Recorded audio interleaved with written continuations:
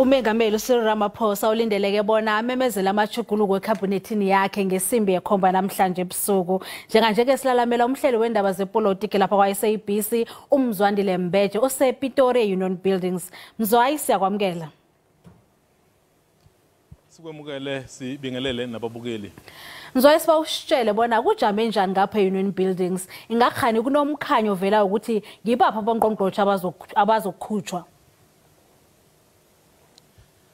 Njoba sazi ukuthi nebala umongameli lizothi nje malishaya ihora lesikhombisa u7 o'clock ebese ke ekhuluma nesizwe. Njoba ezokhuluma nesizwe ke Thuli njoba usushilo uzobe ememezela ke izinguquko azobe esizenzile kwiKhabhinethi yakhe. Izikhundla esizaziyo kumanje seyicacile ukuthi kuzokwenzekani kuzo izikhundla sobusekela mongameli ngoba phela loyo bekusekela mongameli wezwe uDavid Mabuza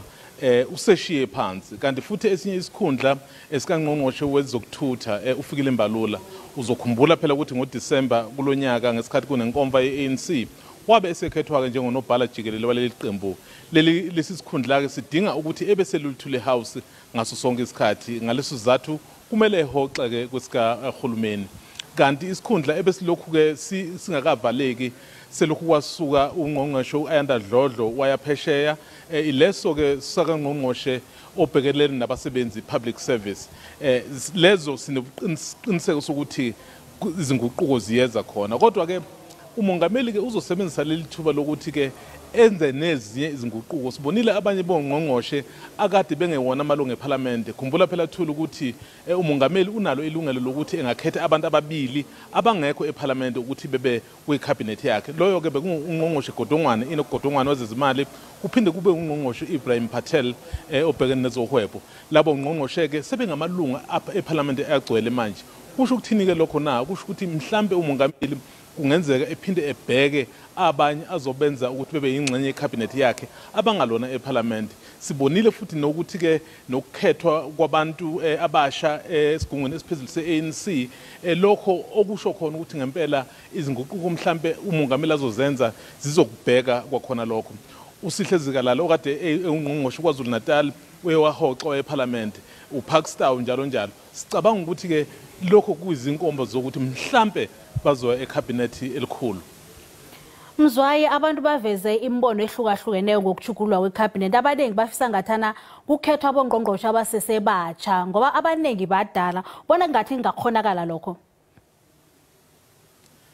Ngiyacabanga ukuthi mhlambe into ebaluleke kakhulu umongameli azoyibheka yebo uzokubheka indaba yokuthi mhlambe kube khona abantu abasha kodwa uzobheka abantu abazokwazi ukwenza umsebenzi ikakhulukazi ke Thuli njoba sikhuluma ngongqongqoshe uzobhekana nekagesi ngicabanga ukuthi abantu baseningizimu Afrika naphezulu ukuthi balinde ukuthi kuguqulwe iKhabhinethi kodwa isikhundla basibheke kunazo zonke ilesi kagesi yini na ingoba iyona inselelo enkulu kakhulu lelizwe elibhekene nayo njengamanje ngoba lenselelo kagesi ithikameza ukukhula komnotho